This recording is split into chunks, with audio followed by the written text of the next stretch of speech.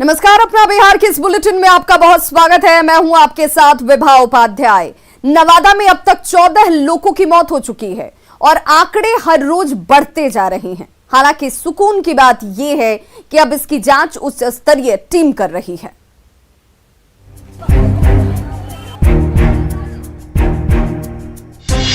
नवादा में हो रहा मौत का तांडव।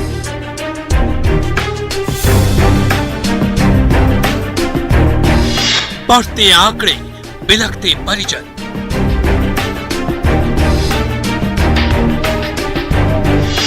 नशा कारण या साजिश कुछ और।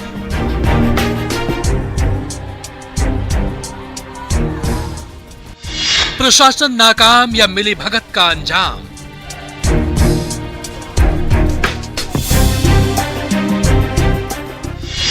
अब नहीं छुपेगी मौत की सच्चाई।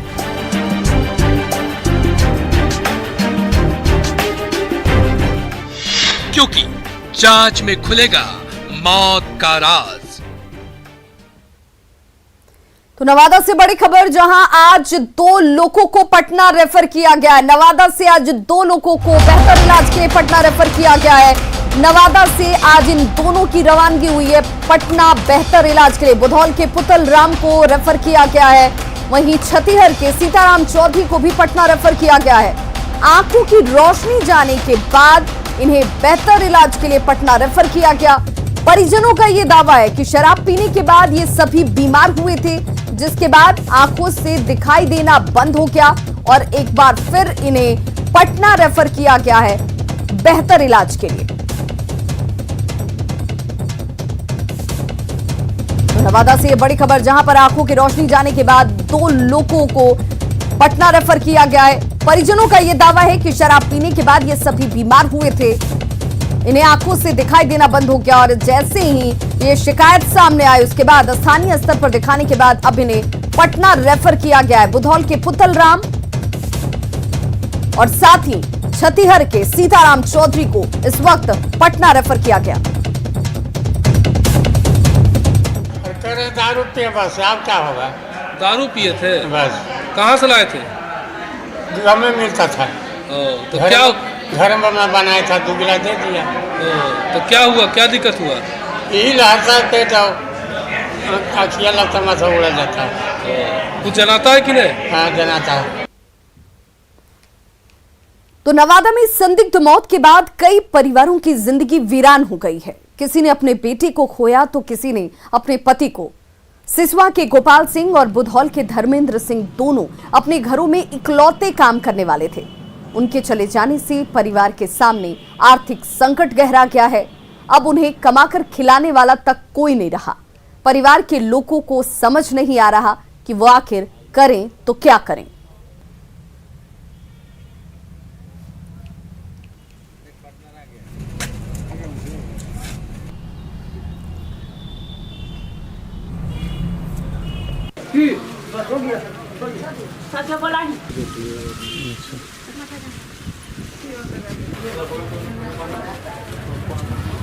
नवादा में जहरीली शराब ने कई लोगों को मौत की नींद सुला दी। होली के उल्लास भरे पर्व में शराब ने इस तरह से जहर घोला, कई घरों के चिराग तक बुझ गए। इस वक्त हम मौजूद हैं नवादा सदर प्रखंड के बुधौल गांव में, जहां कि आप देख सकते हैं आज सुबह ही बुधौल गांव निवासी धर्मेंद्र सिंह की शराब पीने के बाद मौत हो गई है और उनके परिवार में एक जो हंसी खुशी का जो माहौल कुछ दिन पहले था वह आज गम में बदल गया है। तो इस परिवार के सामने सबसे बड़ी चुनौती यह आ गई है कि वो एक अकेले सदस्य थे परिवार के, जो कमाने वाले थे और उन्हीं से उनका पूरा परिवार चल रहा था। आप देख सकते हैं इस वक्त कि उनके घर का क्या स्थिति है। लोग पूरी तरह से टूट चुके हैं और आसपास के लोग और उनके घर वाले को केवल एक ही चिंता है कि अब उनका घर कैसे चलेगा। हम आपको दिखा रहे हैं कि उनकी एक पत्नी और 2 बच्चे हैं। बच्ची की भी शादी की बात चल रही थी। तो आप इससे सहज ही अंदाज़ा लगा सकते हैं कि किस कदर से इस परिवार पे सितम का पहाड़ टूटा है। कुछ लोग हैं, आइए हम उनसे जानते हैं कि क्या कुछ आप बताएंगे सर, ये पहले बताइए। वो एक मजदूर था, घरों में काम उम करता था, पता नहीं वहाँ पिया किधर पिया, वो तब वही बता सकता था। और उसका छोटे छोटे बच्चे, एक लड़की एक लड़का है, बाप उसका जीने का कोई पीछे कोई है नहीं बैक। उनका पिताजी माँ पहले ही गुजर चुका है और आप तो देख ही रहे हैं। अब क्या आप लोग का मांग है, ये बताइए। हम चाहते हैं कि सरकार की तरफ से कुछ मुआवजा मिले कि गरीब को, देखिए बच्ची के बेटी को शादी करना है, कुछ सहायता राशि मिले। कोई आश्वासन मिला अभी तक? आश्वासन तो हम गए प्रशासन, वो BDO थे SDO थे, बोले कि अभी पोस्टमास्टर्म रिपोर्ट आने के बाद कुछ क्या होगा नहीं होगा उसके बाद ही देखा जाएगा, किया जाएगा। क्या नाम? मेरा नाम है उमेश हरी उर्फ गोरीलाल चौधरी। जैसा कि आपने सुना कि आसपास के लोगों और परिवार वालों का एक ही डिमांड है कि किसी भी तरह से इन पर जो सितम जो टूटा है उन्हें कुछ कम किया जाए और उन्हें आर्थिक रूप से कुछ मजबूती प्रदान की जाए ताकि इनका जीवन यापन आगे चल सके। अनिल विशाल, न्यूज़ 18 नवादा। और आइए बताते हैं कि पटना से जो जांच टीम नवादा भेजी गई है उसमें कौन कौन से अधिकारी शामिल हैं जो इस पूरे प्रकरण की जांच करने वाले हैं। तो अमृत राज IG मद्य निषेध वो इस टीम में है। D कार्तिकेय धनजी कमिश्नर मद्य निषेध, इन्हें भी इस टीम में शामिल किया गया है। कृष्णा प्रसाद ज्वाइंट कमिश्नर है मद्य निषेध के। नवादा कांड की जांच करने वाले टीम में ये सभी शामिल। संजय सिंह SP मद्य निषेध, वहीं विजय शेखर दुबे उत्पाद अधीक्षक नालंदा। साथ तो ये वो तमाम नाम हैं जो इस टीम के साथ जुड़े हुए हैं। इस टीम की तरफ से जांच की जाएगी और ये पता लगाने की कोशिश होगी कि आखिर किन वजहों से इन लोगों की मौत हुई और लोगों की आंखों की रोशनी गई। और अब बात जमीन के नाम पर भाइयों के बीच संग्राम की, जिसमें जान पर बनाई।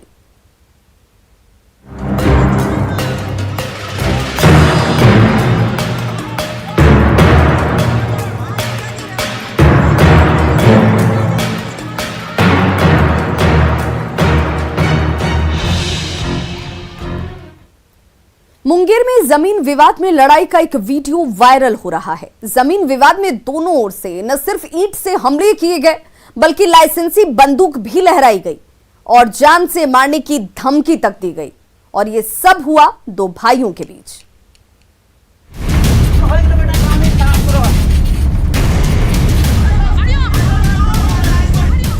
एक तरफ से गोली बरस रही है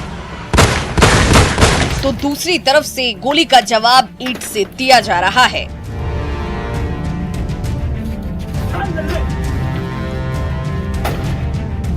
सुनिए फायरिंग की आवाज, ऊपर से गोली बरसी तो जवाब में दूसरी तरफ से ईंट बाजी हुई। ये देखिए, पहली ईंट बरसी, दूसरी ईंट बरसी और इसके बाद तीसरी ईंट भी गोली की रफ्तार से बरस गई। तो ईंट के जवाब में दूसरी तरफ से फायरिंग की गई। देखिए, बंदूकधारी शख्स कभी राइफल लहरा रहा है तो कभी गोलियां बरसा रहा है।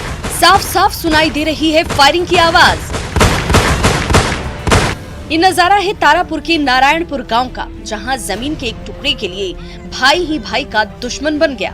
सामने की छत पर खड़े होकर राइफल लहरा रहे शख्स का नाम है उदय सिंह, तो दूसरी तरफ से उनके ही भाई उमेश सिंह के परिजनों की ओर से ईंट के जरिए जवाबी हमला किया जा रहा है। ये देखिए, इधर से गोली बरसी तो दूसरी तरफ से एक के बाद एक ईंट फेंके जाने लगे। हमेशा बस बंदूक का दिखाना धौंस कि मार के गाड़ी ये देंगे। हमने मजदूर सबको कहा कि मार के गाड़ देंगे, यहाँ से किसी को जाने नहीं देंगे यहाँ से। जमीन का विवाद इतना गहरा गया कि दो भाई ही एक दूसरे की जान के दुश्मन बन गए। गोली और पत्थर तो चल ही रहे हैं, वाद और विवाद और गालियों की बौछार भी हो रही है। सुनिए कैसे एक दूसरे को धमकी दी जा रही है।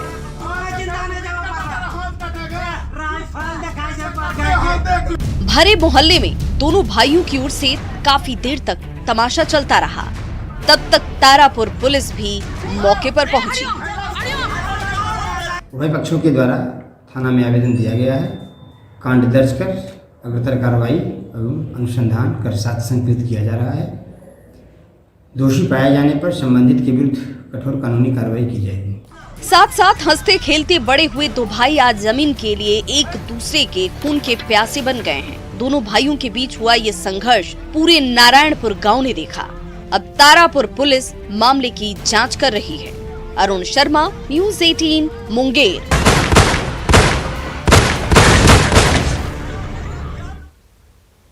बिहार में पंचायत चुनाव की सरगर्मी के साथ चुनावी रंजिश से जुड़ी घटनाओं में इजाफा हो गया है।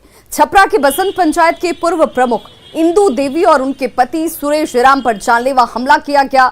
अपराधियों ने दोनों पर चाकू से हमला किया।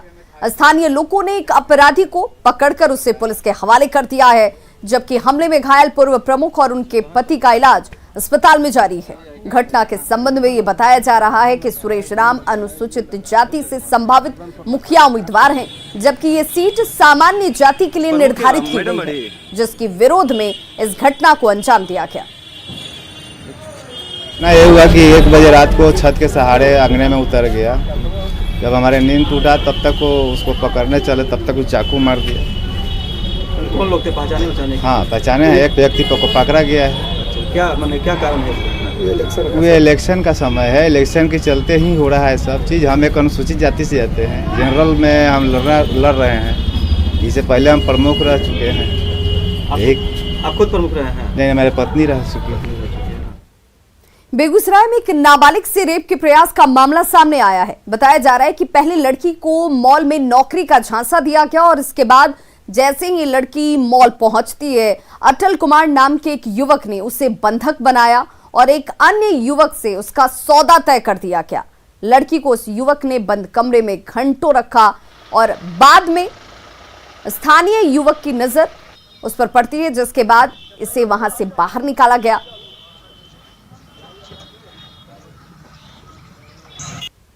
जबरदस्ती मेरे साथ जबरदस्ती गलत करने की कोशिश करा, फिर कपड़ा खोल दिया था। गलत? अच्छा, एक सेकंड कपड़ा खोल के फिर रात को आई थी। रात आई थी ना, हाथ गोड़ हमको मतलब पूरे कपड़ा खुला हुआ था, लेकिन हाथ गोड़ बांध के हाथ गोड़ बांध के फिर इसको हम बोलते आंटी जी कैसे कर रहा है, फिर भी कुछ नहीं बोलते।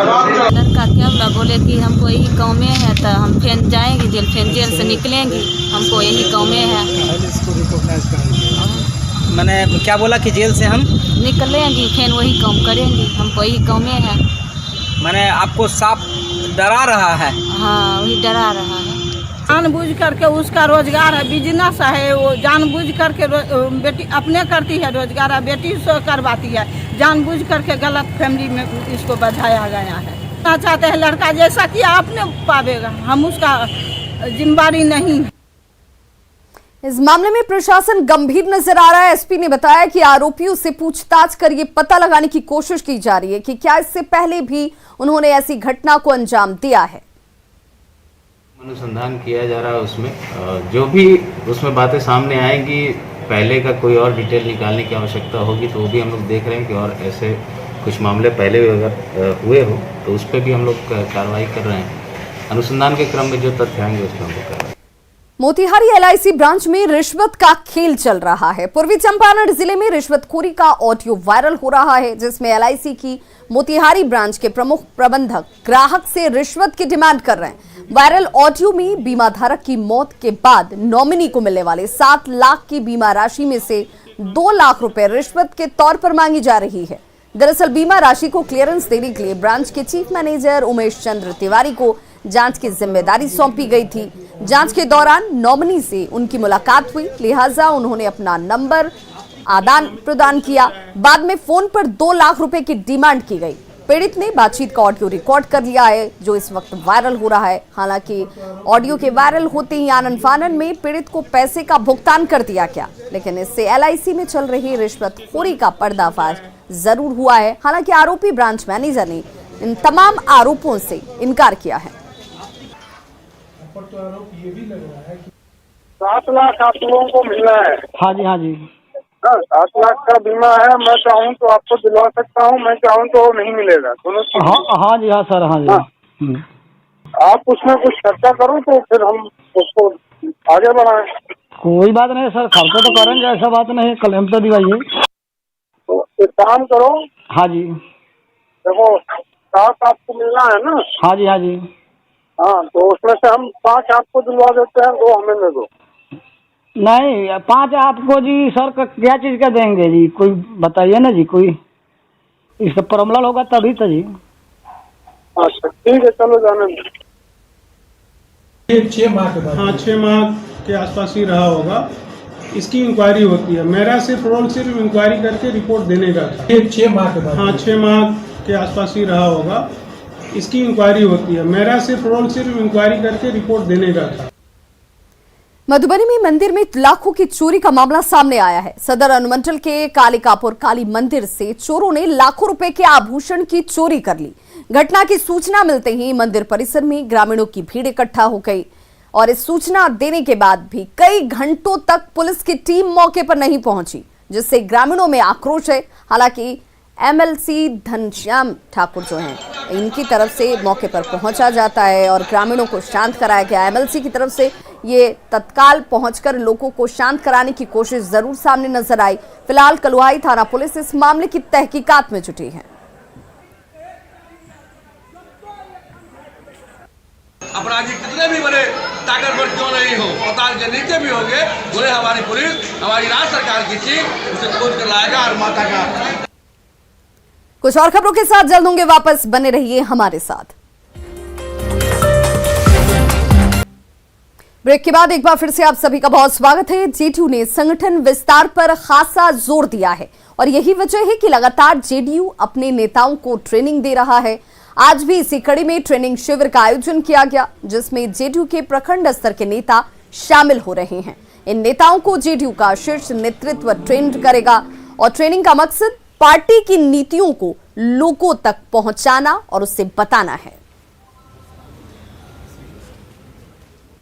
26-27 को भी प्रखंड अध्यक्षों का प्रशिक्षण कार्यक्रम किया था और शेष जो हमारे प्रखंड यहाँ बच गए थे 534 में से, वो सब साथी आज आए हैं और उनको पार्टी की विचारधारा से, कार्यक्रम से, रणनीति से, इन सब चीज़ों के बारे में उनको बताया जाएगा और उनको मुख्य रूप से इस बात के लिए प्रेरित किया जाएगा कि प्रखंड अध्यक्ष प्रखंड स्तर पर एक सफल नेतृत्व दें और पार्टी को वहाँ पर।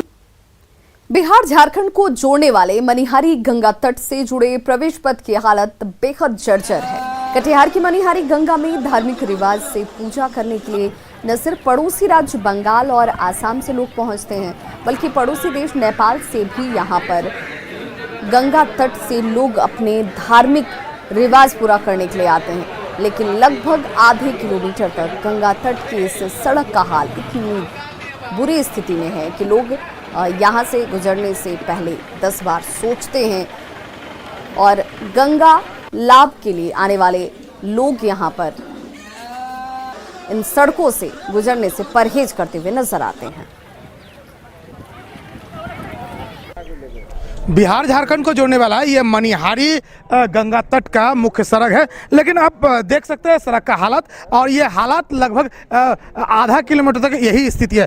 रोजाना इस कारण लोगों को काफ़ी परेशानी होता है। अब आलम ये हो गया है कि लोग जो अपने कार्य के लिए आते हैं, कई विधान पूरा करने, या सबसे बड़ी बात है दूर दराज से लोग यहाँ सौदा के लिए भी आते हैं। चर्चा यहाँ इस तरह की है कि अब मुर्दा भी इस घाट तक इस सड़क के कारण आने से डरते हैं। स्थानीय लोग हैं, बड़ी संख्या में लोगों की बड़ी परेशानी है और लोग कई बार स्थानीय प्रशासन से मांग कर चुके हैं, लेकिन नतीजा अब तक सिफर है। आइए बात करते हैं लोगों से, क्या स्थितियां, क्या परेशानी होता है, रोज किस तरह से परेशानी? जी, यहाँ हर दिन आए हुए लोगों श्रद्धालुओं को काफ़ी परेशानी की सामना करना पड़ता है। लोग सप्ताह के लिए आते हैं, वो भी आने से घबराते हैं।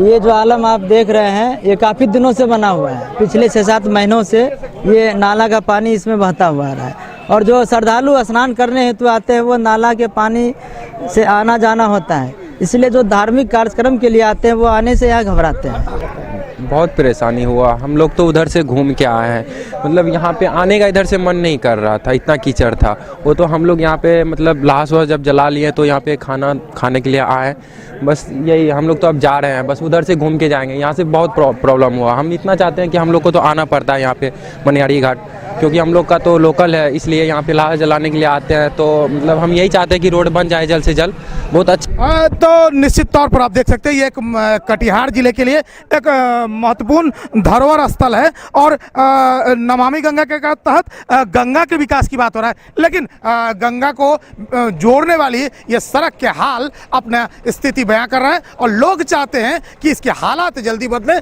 ताकि जो दैनंदिन कार्य के लिए लोग गंगा तट पर आते हैं उनके जीवन शैली आसान हो सके। सुब्रत, न्यूज़ 18 कटिहार। और सूत्रों के हवाले से इस वक्त बड़ी खबर आ रही है, 5 अप्रैल को मैट्रिक परीक्षा के परिणाम आ सकते हैं। सूत्रों के हवाले से बड़ी खबर, जिसमें 5 अप्रैल को मैट्रिक परीक्षा परिणाम आ सकते हैं। टॉप 30 का इस वक्त वेरिफिकेशन चल रहा है, जिसमें 90% से अधिक अंक लाने वालों का वेरिफिकेशन भी शामिल है। 17 लाख से अधिक परीक्षार्थी इस बार 10वीं की परीक्षा में शामिल हुए थे और ऐसे में 5 अप्रैल को मैट्रिक परीक्षा के परिणाम आ सकते हैं। और सहयोगी रजनीश हमारे साथ इस वक्त फोन लाइन पर ज्यादा जानकारी के साथ जुड़ गए। रजनीश, मैट्रिक परीक्षार्थियों का इंतजार भी अब कहा जाए तो बहुत जल्द खत्म होने वाला है। देखिए विवाह, जिस तरह से बिहार बोर्ड इंटर का रिजल्ट सबसे पहले जारी कर एक नया रिकॉर्ड स्थापित किया है, तो निश्चित रूप से कोरोना काल है और इस दौरान सबसे पहले मैट्रिक का इम्तिहान भी बिहार बोर्ड नहीं लिया था, और जिसको लेकर युद्ध स्तर से जो रिजल्ट की प्रक्रिया है वो जारी है। 12 घंटे से 14 घंटे तक लगातार जो कर्मचारी हैं, अधिकारी हैं, उनके बोर्ड में ड्यूटी कर रहे हैं।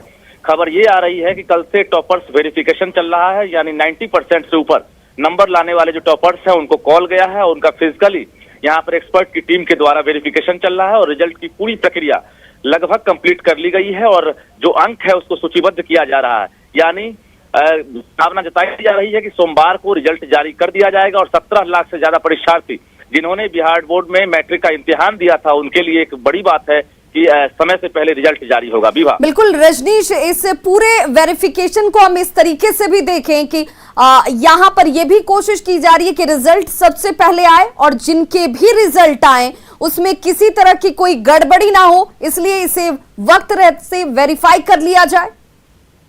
बिल्कुल, देखिए फुल प्रूफ सिस्टम तैयार किया गया है। 2016 में टॉपर्स घोटाला होने के बाद बिहार विद्यालय परीक्षा समिति ने परीक्षा से लेकर जो रिजल्ट की प्रक्रिया है और प्रणाली है उसमें पूरी तरह से बदलाव कर दिया है। यानी बारकोडेड कॉपी और जो उत्तर पुस्तिका है उसके बाद जो धांधली है उसमें कहीं ना कहीं काफी कमी आई है और निश्चित रूप से पूरी प्रक्रिया को खुद आनंद किशोर जो बिहार विद्यालय परीक्षा समिति के चेयरमैन है वो लगातार देख रहे हैं और मॉनिटरिंग कर रहे हैं। निश्चित रूप से अब तक इंटर की परीक्षा में कोई गड़बड़ी नहीं आई, रिजल्ट में गड़बड़ी बड़ी सामने नहीं आई है। ऐसे में दावा ये भी हो रहा है कि मैट्रिक का जो रिजल्ट होगा वो भी काफी फुल प्रूफ सिस्टम से जारी होगा। तो ऐसे में जो परीक्षार्थी है उनका इंतजार महज 48 घंटे में खत्म होने वाला है। बहुत बहुत शुक्रिया रजनीश इस तमाम जानकारी के लिए। तो देखिए, मैट्रिक के परीक्षार्थी जिस तारीख का इंतजार कर रहे थे, सूत्रों के हवाले से न्यूज़ 18 आप तक ये जानकारी पहुंचाता हुआ 5 अप्रैल यानी कि सोमवार का दिन जब आपका रिजल्ट आपके सामने होगा और उस पूरे रिजल्ट को लेकर अभी वेरिफिकेशन इस वक्त टॉप 30 स्टूडेंट्स का चलता हुआ जिन्होंने 90% से ज्यादा अंक हासिल किए हैं।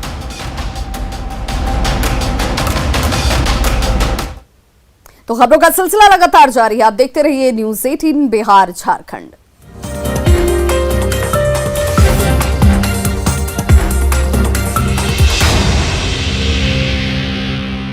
Headline presented by Aisen Gurukula.